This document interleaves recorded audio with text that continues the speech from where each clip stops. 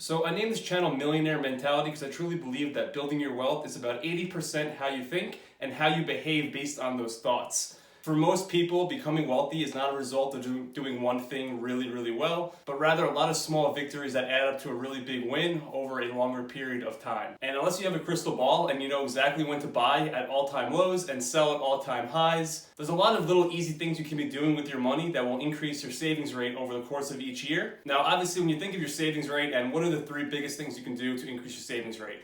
You have housing, you have transportation, and you have food. So it goes without saying, don't live above your means when it comes to the house you live in, the car you drive, and just don't go out to eat 4 or 5 times a week. Prioritize cooking more of your meals at home. You'll be healthier and you'll save yourself a lot of money that way as well. But in this video, I want to go over the 8 things that I personally do that you can do as well that are very easy to incorporate into your life, and these will result in savings month over month, which if you invest and compound year over year will make a big difference over the course of a longer period of time. So the first thing I'm going to cover here today is shopping around insurance policies. This is something that I do every so often, maybe every couple of years. So I recognize everyone's insurance situation is different. I personally have auto insurance, home insurance, life insurance, umbrella insurance, and most people probably don't realize that you can actually compare your current rates of insurance with competitors and try and find a better rate. For example, I recently bundled all of my different insurance policies together and switched from my previous carrier to a new carrier and saved myself about $500 a year in the process. It took me about 30 minutes to place that phone call, and to trade 30 minutes of your time for $500 is a pretty good deal in my opinion. The trick to this is look at your current insurance coverage. You want to make sure that you're not downgrading the amount of coverage that you currently have just to save you money in a new policy. You want to make sure that you're happy with the amount of insurance that you have, and it is very possible that you are overinsured. And what's worked well for me when I want to negotiate my insurance is I'll literally look at my current insurance policy and look at all the different line items of coverage that I have,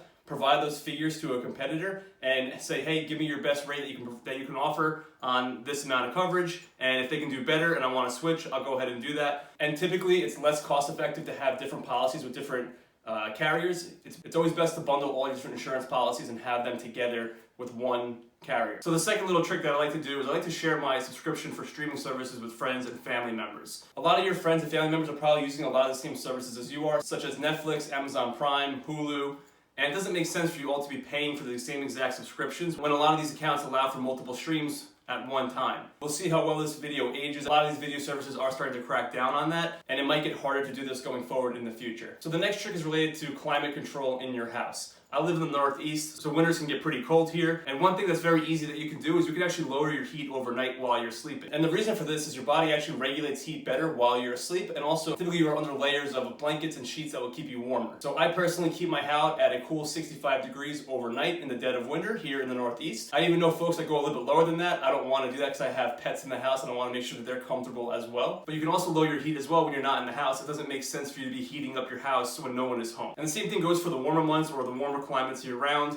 It doesn't make sense to be cranking the air conditioning if nobody's home. You're not really cooling the house for anybody. It's okay to let the temperature rise a little bit while you're not home. My next trick relates to reducing the amount of money that you're going to pay in taxes each year and increase your net worth in the process. This is accomplished by contributing to retirement accounts that have a tax benefit for doing so, reducing your taxable income in the process. If you take full advantage of things like a 401k, an IRA, and an HSA, these are all investment vehicles that take the amount you've contributed to them and deduct that from the amount of taxable income that you have each year. And then of course the benefit on top of that is you are investing those dollars and building your net worth over time for your future. Alright, so I'm going to lump number 5 and 6 together. This is related to do it yourself around the house as well as doing your own pest control. So I recognize not everyone might be as handy as they'd like to be if you own a house, but it's never been easier to learn how to do things if you're willing to dive in and roll up your sleeves a little bit. When there's a problem in the house that I want to try and fix myself, YouTube is my best friend. I've learned so much from YouTube. There are plenty of how-to videos from professionals that show you step-by-step exactly how to diagnose issues around the house and how to repair them yourself. But of course, be mindful not to get in over your head and create more expensive problems in the process. So try and be reasonable about what you're willing to do yourself versus what you should be calling in a professional for. Pest control is something that's very important, especially as the weather's supposed to warm up again. A lot of critters will find their way into their house, and pest control can be very expensive. I used to pay upwards of $1,000 a year just in pest control services alone, and I decided one day, you know what, I'm just going to watch exactly what they're doing and see if it's something that I can replicate, and it seems simple enough. So what I do now is I go on Amazon.com, I purchase a gallon of pesticides, and I have a chemical spray that I bought for about $100 at my Home Depot.